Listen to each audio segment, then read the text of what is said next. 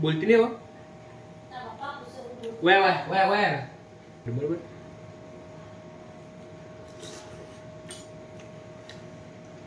Authentic રીતમાં બન્યું તો મજા આવી જાય ખાવાની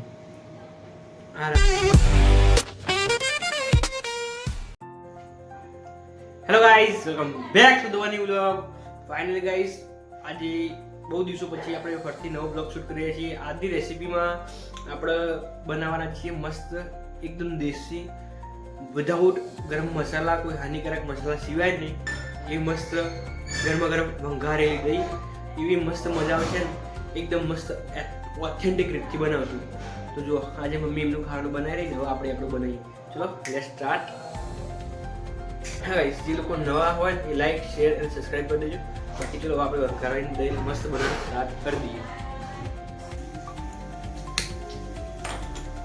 જો સૌથી પહેલા આપણે ગેસ ચાલુ કરીને ઉપર પેન મૂકી દઉં મસ્ત એકદમ ચોખ્ખું થઈ ગયું બરાબર 2 ડોકલી તેલ વેરીશું ડુંગળી નાખીએ થોડીક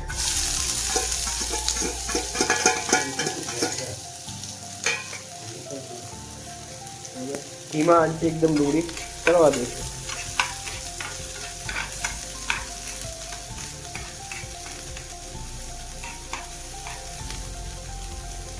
ઓકે મસ્ત ડુંગળી ધીમી ધીમી શેકાય એના અંદર કોથમીર અને લીલા મરચાંની પેસ્ટ નાખીશું બરોબર એને બરાબર અંદર મિક્સ કરી લઈશું એટલે બંને ચડી જાય મસ્ત એકદમ ધીમો ગેસ રાખવાનો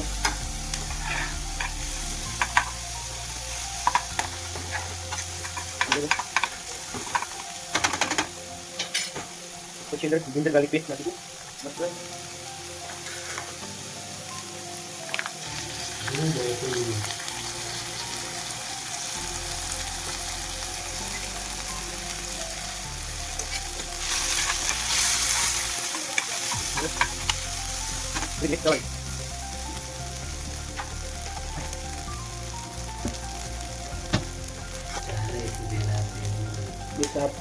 સ્વાદ અનુસાર મીઠું નાખીશું ઉપર બરાબર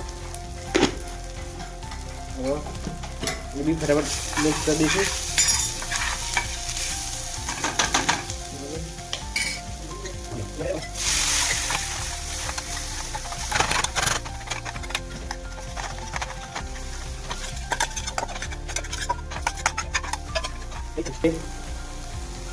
થોડું દહીં નાખીશું એક વાટકી જેવું દહીં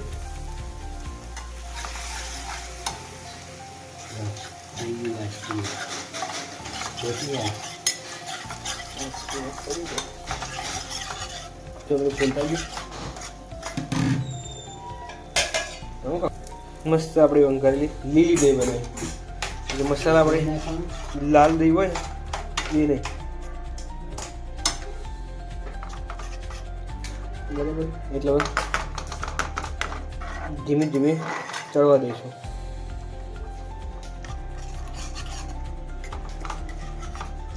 બજારમાં વધારે તેલવાળી લાલ મસાલાવાળી દહીં મળતી પણ હવે એકદમ ગ્રીન દહીં બનાવી વંઘારેલી પણ ગ્રીન બહુ મસાલાવાળી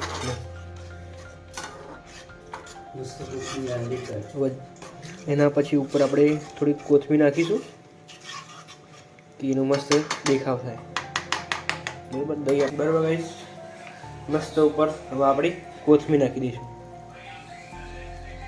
સર્વ કરી દઈશું મસ્ત કે સાથે ભેગી થઈ જાય મિક્સ થઈ જાય ને ચડી જાય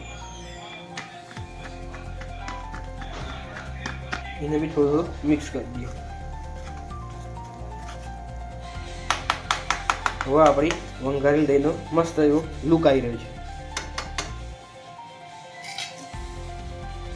દહીં સાથે આપણે મસ્ત બનાવ્યા છે ગરમા ગરમ બાજરીના રોટલા તો આપણી મસ્ત મજાની વંઘારેલી દહીં રેડી છે હવે આપણે ગેસ બંધ કરી દઈશું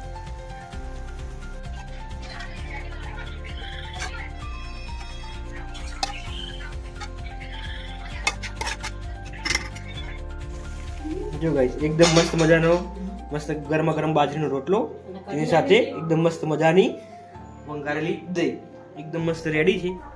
એકદમ ટેસ્ટી બજાર જેવી જ અને હેલ્ધી બની છે વિધાઉટ ગરમ મસાલા, કોઈ તડકો નહીં, એકદમ મીડિયમ ઓઇલ સાથે મસ્ત આપણે દહીં બનાવી દીધી છે.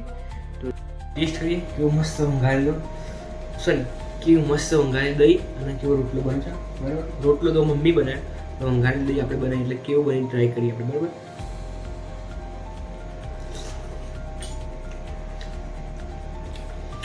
એકદમ ગાઈસ મસ્ત દેશી ઓથેન્ટિક રીતમાં બન્યું તો મજા આવી જાય ખાવાની.